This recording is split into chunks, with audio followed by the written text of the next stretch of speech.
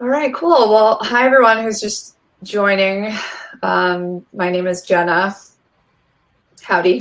Happy to have you guys here. I'm here with Molly and Marissa. Hi, guys. Hi. Hello. So we are in this third installment of our webinar series. I hope some of you have been around for the third, for all of them in the past. If not, they are live on Mason Interactive's YouTube channel. And after this event, we will be sending out the slides and where you can find the video. So I see a couple more stragglers. Welcome, welcome. Hi, everybody. So today we're going to have a little casual chat about SEO metrics and measuring success. So in the last few, we talked about, we had some really great content about, how to select keywords and what keywords are right for your campaign. We also talked about SEO content outside of the traditional blog posts, which was cool. So today we're going to dive into, after you're doing all that work, what does it look like to measure and turn it into some tangible results. So without further ado, I'm going to share my screen and I'm going to play. Okay, there's us, Jenna, Marissa, and Molly, and we're going to get into it. So, I did want to mention one thing before we even get into the agenda is at the end of our webinar here, we are going to have a Q&A. So please save your questions, or as we go, you can enter them into the chat function and we'll hopefully get to as many questions as time allows.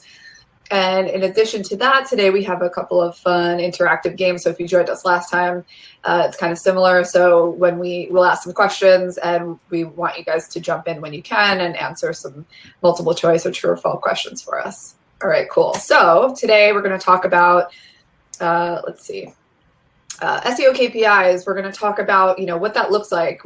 How are we measuring success? What are the common metrics that you should look at? We're going to look at, just some indicators of what a successful campaign might look like. We're going to talk about Google Analytics data and understanding some of those metrics. I'll talk a little bit about SEO for local business. Again, a lot of this will pertain to e-commerce and lead gen as well. So I'll also get into some best practices for ROI-based reporting. So a little bit about Mason Interactive. It's a boutique digital marketing agency founded back in 2009. So the focus is really, direct to consumer, e-commerce, EDU. We recently opened a office in North Carolina, and we have an office in Manhattan as well. We're a Google Premier Partner and a Facebook Marketing Partner, and there's about 40 plus clients globally. So I put this little quote in here: if you can't measure it, you can't improve it. I didn't put an author to that because it's everywhere, but I think it's really relevant in SEO. So measuring, figuring out what's going on in your campaigns and figuring out, okay, how do I improve what I'm doing? So let's kick it off with the fun game. Marissa, do you want to start us off? Yes. So you should see this poll pop up now. The question is, which one of these acronyms is not an SEO metric? So we have CTR, CR, MOZ, and ROI. Ooh, what is it? Everyone get your answers in. What is it going to be? I'm so nervous. Do we have some answers coming in? I don't know. If people are having trouble, you should check the tab. Okay, it looks like we're getting answers in now. All right. So on the tab where it says polls, click on that and you can jump in and answer for us. All right, what do we got? So people said MOZ, 71%. That is correct. It's actually Moz. Nice. It sounds weird saying MOZ. Moz is not an SEO metric. It is SEO related, though. It's a SEO software website, and they also publish awesome articles on SEO. So, yeah, Jenna will be going through some SEO metrics that were listed there soon. Yeah. Yes, exactly. Thank you, Marissa. So what can we track? So you have a website. You want to figure out, okay, what is going on my site? We can look at the obvious form submissions. If you have a service-based company, or if you have a contact us form, something where users can engage, you can track people coming to your site from Google. So typing in, black purse, black shoulder bag, coming to your site. You know what? They're not ready to purchase. They want to ask a question about, is this, can you ship internationally? So we would count that in analytics, look at the back end, make sure that we are attributing organic traffic to these form submissions. So again, you can track phone calls. A lot of people think phone call tracking is only isolated to paid search. Not true. We can add a mobile click-to-call feature so that anytime somebody's on their phone scanning your website, they came in from organic traffic or any other method, they can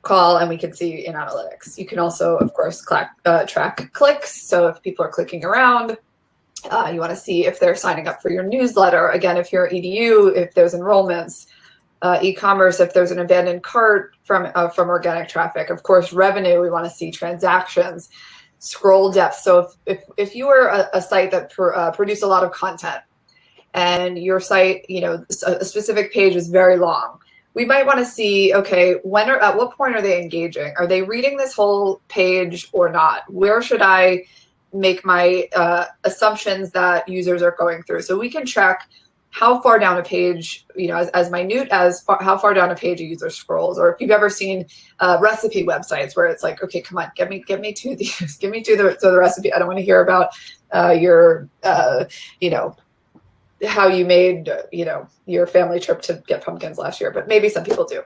But we do want to see how far they're scrolling down and at what point they're engaging. So we could also track video plays, again, downloads. So there's a lot of things that you can track to measure the performance of SEO, whether that's creating an internal report for yourself to view to make sure that you're doing the right thing, or to produce to a manager, or to produce to a client. So some common metrics. Before I get into those metrics, we have another poll. So get your mouse ready. And Marissa, Yeah. Oh, sorry, Molly, you want to jump into this one? Okay, so this is a true false. So when looking in analytics, the term user and session mean the same thing. Ooh, that's a tricky one. User and session. What do you guys think? So user session. This is analytics terms. Yes. I'll wait for a couple more people to jump in. All right. Are you seeing any come in? There seems to be a little bit of a delay, so Okay. All right, we'll give it a second. Yeah. So if you haven't jumped in for us, users and sessions, are they the same? Dun, dun, dun. I said I was going to play music this time, and I didn't. I should have. Do you guys want me to sing? I think we're good. No? Okay. All right, I'm going to end it. All right. So most people chose false. You are correct. The terms user and session do not mean the same thing. And we're going to explain why right now. Nice. Okay, cool. Thank you guys for voting. So common metrics users, as Molly just said. So a user is a visitor who initiated at least one session with your website within a specified period of time. But a session is a group of interactions. So that means somebody, coming to the homepage, clicking around, filling out a form, within a specified period of time, that is a session. So page speed is also a common metric you'll hear. We'll talk a little bit about that a little bit later, but page speed, oops, hang on one sec. I'm sorry, guys. My Siri thinks I'm talking to her. Okay, I'm not talking to you now. Okay, so page speed, again, measurement of how fast the content on your site loads. She just wants to be included. No, get out of here. Okay, so again, page speed, how fast your content loads. It's important. It's a metric now Google uses in their algorithm ranking update. The faster your page speed loads, the faster your users can get to your information. But also in Google's eyes, a faster site loading, it means they're going to prioritize you ahead of your competitors. So bounce rate. We're going to talk a little bit about this in a bit, but the short version of it is percentage of sessions that result in a bounce. So that means sessions that begin and end on the same page. If somebody comes to a page on your site, they don't do anything, you don't fill out a form or click in your navigation, go to another page, that they bounce. That's it. They're gone. So impressions, each time a website is displayed in the search engine ranking page is counted as an impression. So click-through rate, we talked a little bit about this. So the percent of people clicking on your website from a search engine like Google, and you get that number by dividing the number of clicks by the number of impressions. So you'll hear that term often. Conversion rate, again, the number of times a user completes a goal divided by the site traffic. So if you have, people coming to your site and, 1%, 10 of them are 100 people coming in on your site, 10 of them are filling out a form or doing something that you were tracking, 10% conversion rate. So, fun Molly, fact. do you want to jump into this? Yeah. Yeah. So this is a fun fact. So pages that load within 2 seconds have an average bounce rate of 9%, while pages that take 5 seconds to load have a bounce rate of 38%. So thinking about that, those 3 seconds clearly make a difference in your bounce rate. Absolutely. I think we have this is another poll. So Molly, you want to take us through this one? Yes, we have another poll. Okay, so this one's a little tricky. After how many minutes does a session expire? So we have 4 choices. We have 30 seconds, 15 minutes, 30 minutes, or 60 minutes. So remember, a session is users coming to your site, performing another action after they go to the first page, maybe filling out a form, maybe clicking in the navigation. So that's a session. So how many minutes does Google track in a time period, right? So are we getting some? Yeah, people are pretty split. Ooh, all right, what do we got? Okay. All right, so it was split here between 15 minutes and 30 minutes. But those of you who said 30 minutes, you are correct. Nice. A session expires after 30 minutes. Nice. Okay, so that's interesting, right? So we want to provide enough data, give users the ability to poke around, stay on your site, maybe make an interaction, purchase. So in those 30 minutes, we really want to make sure that you get your users to where they need to go. So we have all this data. What do we look at? How do we make decisions from what we're looking at? So organic traffic, right? So analytics, some of you are probably really familiar with this.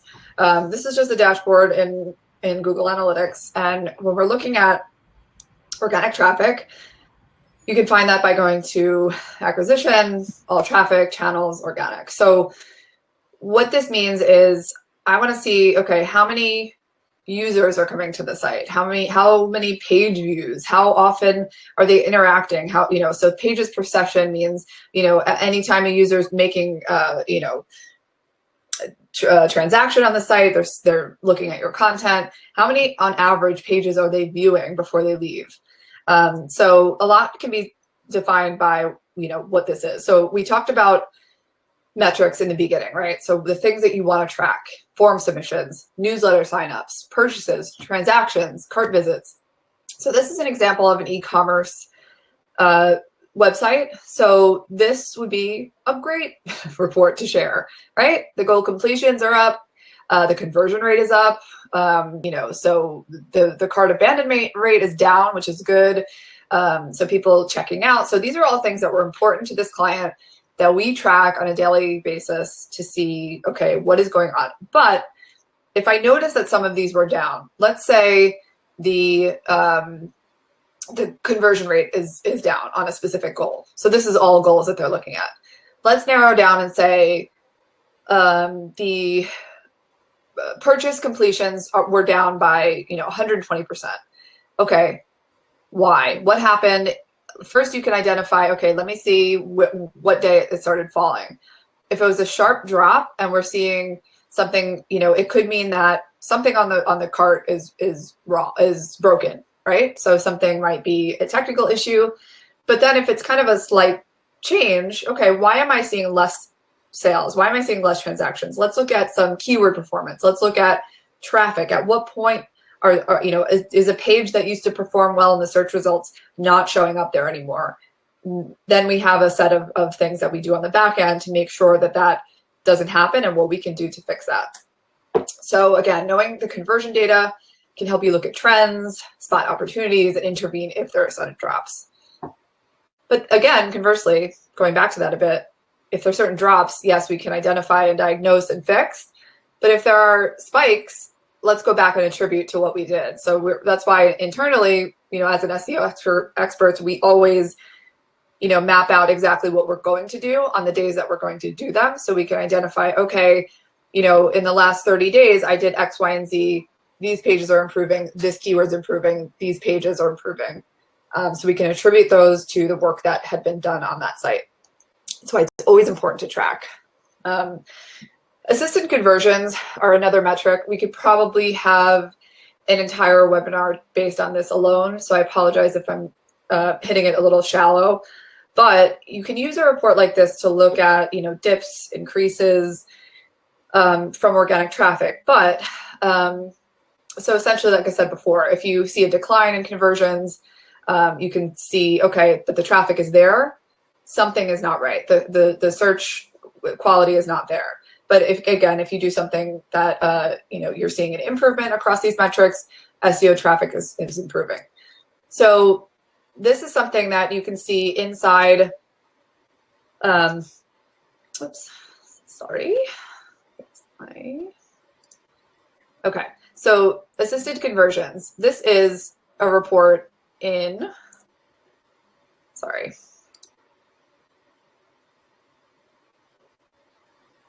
Okay, yeah, so this is a report in analytics that you can see assisted conversions. I'm just looking at transactions. I want to see what channel in marketing assisted the final conversion. So I'm interested in organic traffic. I want to know at what percent, how many conversions came from the assist of an organic search. And what I mean by that is if the first time a user identified that they wanted peanut butter dog treats, right? I always use dog examples. They identified they wanted peanut butter dog treats. They typed that in, your pet store came up. They came in organically. They didn't click on an ad. And they said, okay, I'm going to go look at this. They sat on your product page for a while. They looked at this peanut butter dog treats. Oh, it's grain-free. My dog has allergies. Great. So they left because their car was running and they had to run out. Okay. They came back home later. They clicked again, peanut butter dog treats. This time they actually clicked on an ad. When they say, okay, I'm ready to purchase, I'm going to buy it, ship it, great. But the paid search would get the credit for that. So they would count that as a sale. Somebody typed in, the conversion. Somebody typed in the peanut butter dog treats. They made a purchase. That's a win. But organic traffic played a role in that. They first identified that they were looking for something, came to the site, but didn't make a purchase. So it's very important to identify that there is a percentage of traffic that's coming from an assist from organic traffic.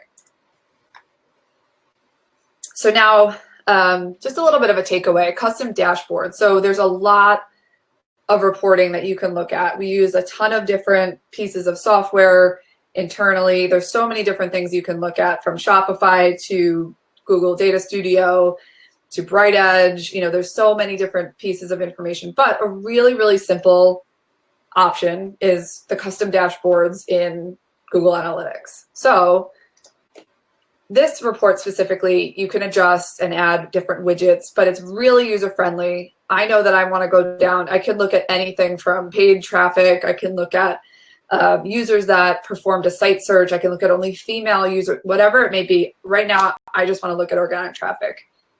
So this dashboard, I put in a couple of widgets, which is very user-friendly. I just added, I want to see traffic from users. I want to look at the percent of bounce rate. I want to look at a glance. Again, this is August to compare to July. I want to look at, how much money that's coming in from organic traffic. I want to look at the revenue, how often people are staying on the site, and again, the number of goal completions for any given goal that I put in. So again, this is a very basic report, but it's a good thing to have if you're, again, working for yourself, or you have an in-house SEO person, or you just want to be able to check in on your site performance at any given moment. So these are really important to look at as well. All right, we have our final poll, so everybody get ready. Marissa's going to just take this one. All right, so do you think that having multiple analytics codes on your website is a good way to track all metrics on your site? What do you think? True or false? So multiple codes to track a bunch of different things. I wonder what it could be. Everybody get your answers in. We want to hear what you have to say. We appreciate you joining in on our silly little games.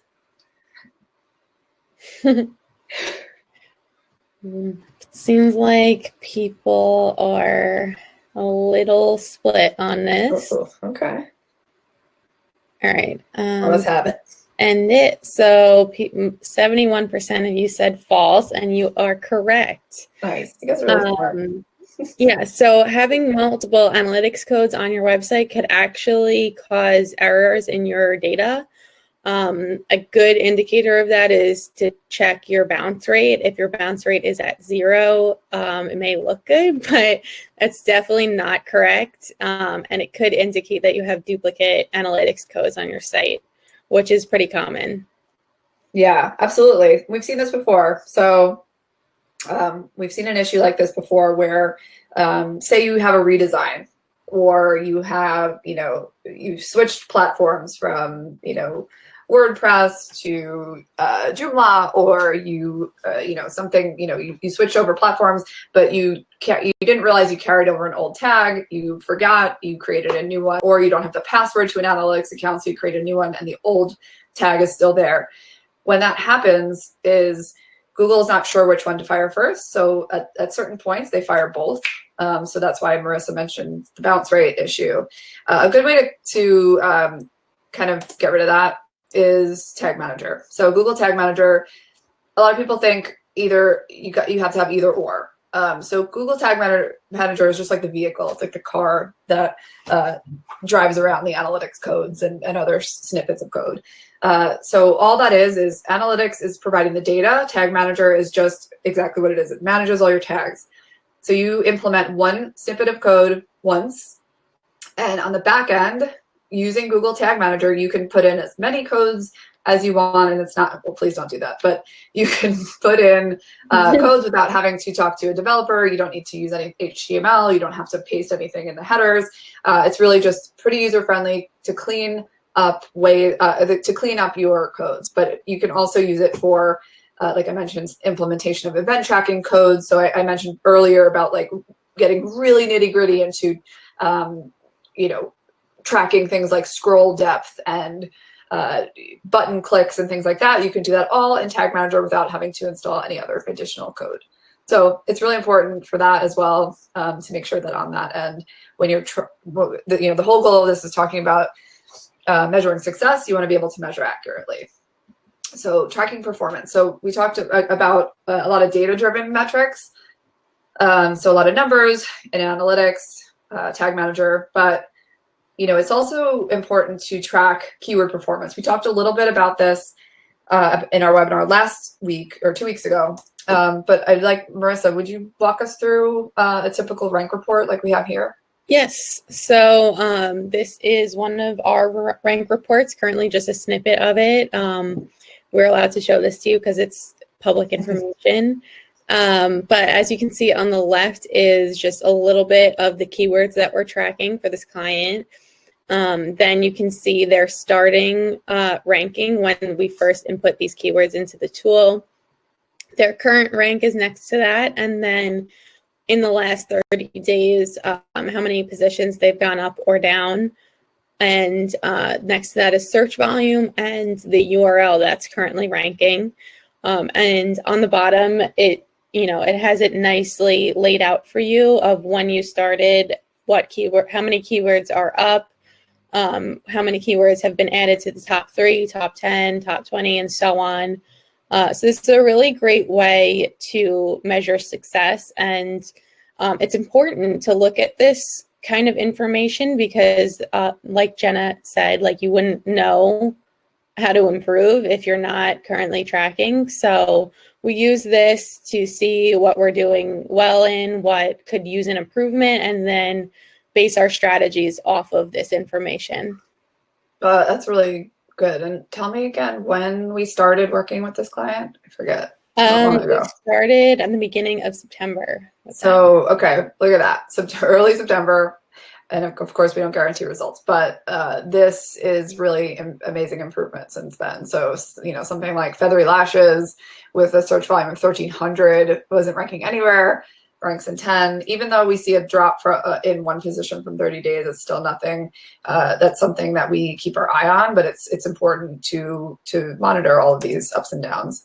Okay, we talked about e-commerce a lot, some lead gen, but local SEO is important to track as well. So if you have a storefront, right, or if you have a service-based business where you might not have a headquarters, or even if you do, and you service businesses at your location, Siri, really get out of here, driving me nuts here. Local SEO and Google My Business. Google My Business is a Google product, of course, where there is, so if you ever looked for anything like a plumber near me or best pizza in my town, things like that, it shows up in the maps. Your information shows up on the right-hand side. So you can identify a lot of engagements with people who are finding you by Google My Business Insights. So there's similar to analytics, Google My Business provides users with a detailed report of everything that's going on with their location. So including things like how the customers found the listing, what keywords they typed in to find you, where they find you on Google. Did they find you in the maps? Did they find you in in the local listing pack? What time of day did they engage with your site? Did they ask for driving directions? Did they call you? Did they look through your photos? What is, finding out what the business is for. So this is just a quick glimpse of the back end. It's still very important. So you can identify, how the users found you. I've mentioned that before by keyword. Did they just type in a brand name? Did they discover you by typing in dog, peanut butter flavored biscuits or pet stores near me? And then on the right-hand side, you see the customer action. So you can see down to the day, how many people clicked through that listing on Google to your website, how many people visited the website, how many people clicked on get directions from their phones, how many people called you. So it's really important data to have, not only to know, oh, great, I'm doing well, but also, people are constantly trying to find directions. Maybe we can add something on the Google listing that provides a little bit more detailed information about the business, stuff like that. So you can make insights, again, from all of these different ways of finding information. You can make educated decisions on your campaign, on your website, to help users get what they need. So let's talk about a little bit of ROI-based reporting. So in e-commerce, if you, some of those examples before I showed you, when you filter by organic traffic, Google Analytics does a really good job at identifying, those numbers of transactions, but it also helps you identify those important metrics like transactions, revenue by product. But let's say you're a lead gen.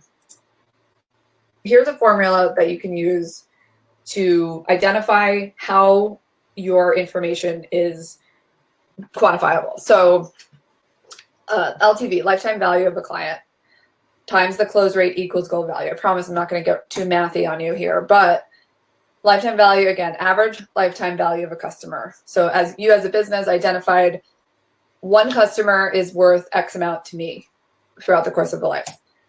The close rate is the percent of leads that become customers, right? And then, so, okay, let's say you told me, hey, Jenna, the lifetime value of my customer is $10,000.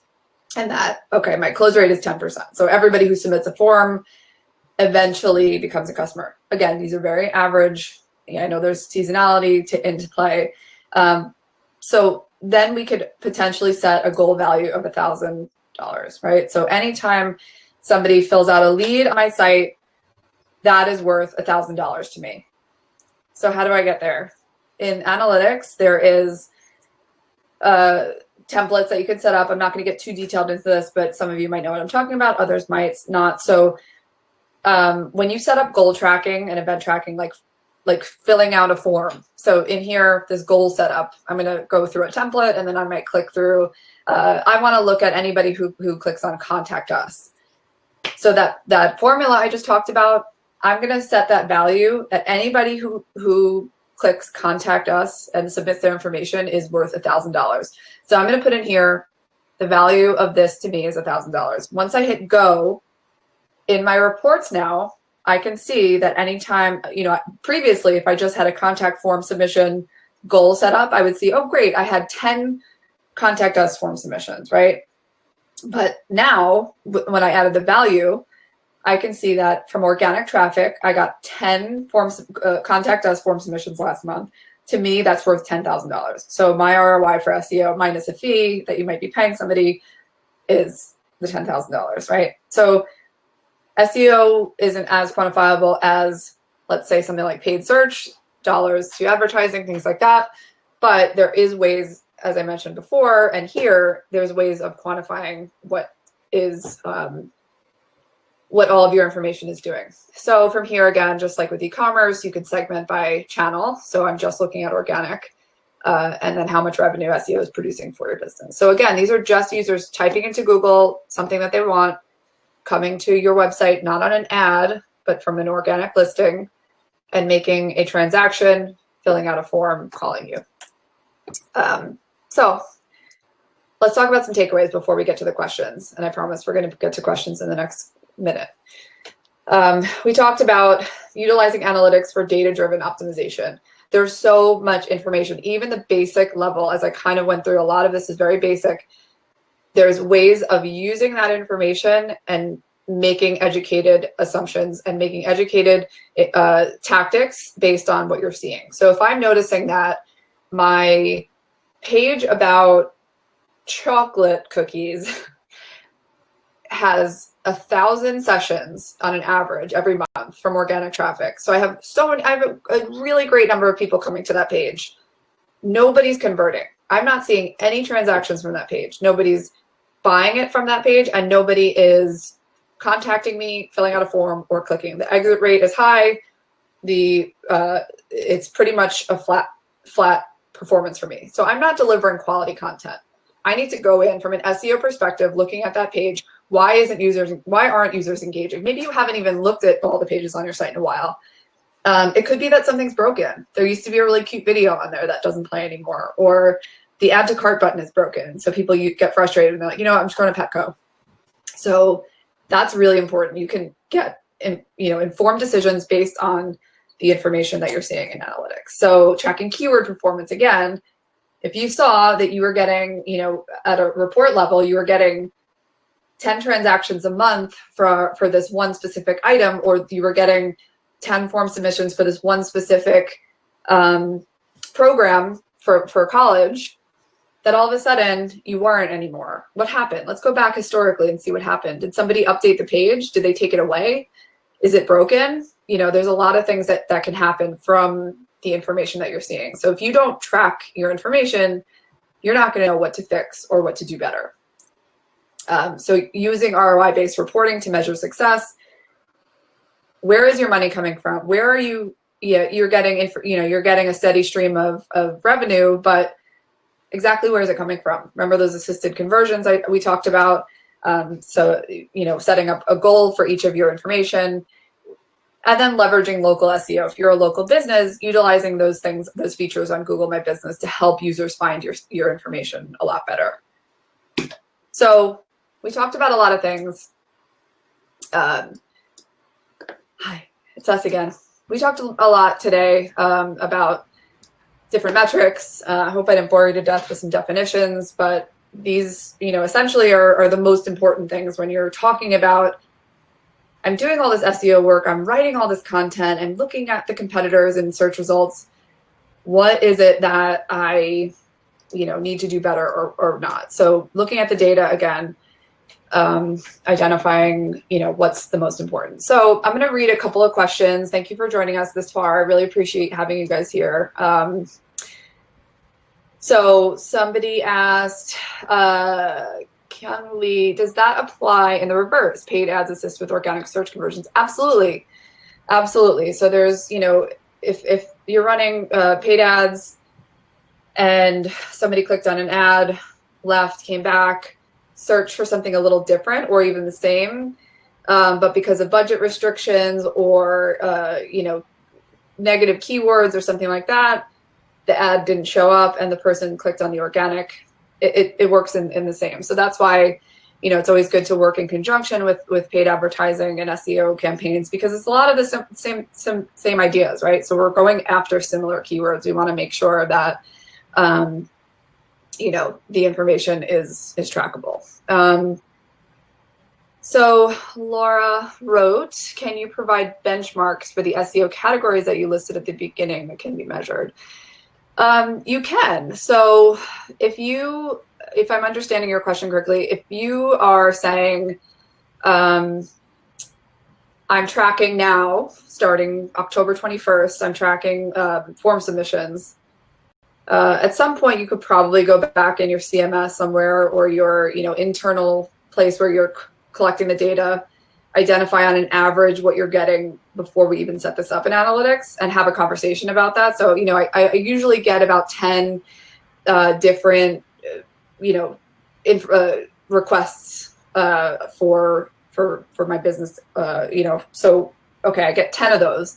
Now you're working with an SEO agency or somebody in-house and you're saying, I get 10 of these, but I really want to get to 15 by 2 months from now. How do we do that? So, okay, that's something reasonable. We have so we have the benchmark at 10. I just started tracking. I'm going to monitor this throughout the month and identify, okay, what do I have to do to get to 15? How else do I get users onto the site to contact? Do I need to move the call to action buttons? Do I need to optimize the page for different keywords? So there's a lot of things that go into that. So thank you for that question, Laura. So Anna wrote, should I use other tools than Google Analytics, or does that give enough information? We have an online store.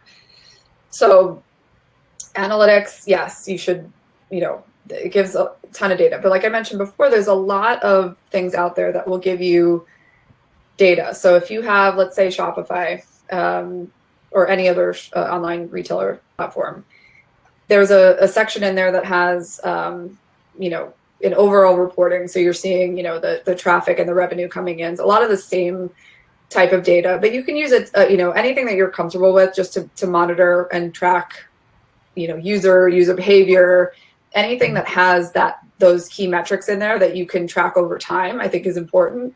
It's just kind of sticking to the same thing, right? You wouldn't want to have numbers from over here, but also from here, and we're kind of trying to compare the two. But it's still, as long as you're looking at the data that users are identifying. We just use analytics because it is, so you're getting the most user behavior and tracking patterns. But yes, you can use a lot of other information. So I think at this point we are running out of time. But if there's any questions that I didn't get to, we will be sure to answer them and send you over the answers. The slides will be available after in a little bit later today, and you'll get a follow-up email. So I really appreciate you joining us, and thank you for coming. And we hope to connect with you guys soon. So have a great day. We'll see you soon. Bye, guys. Bye.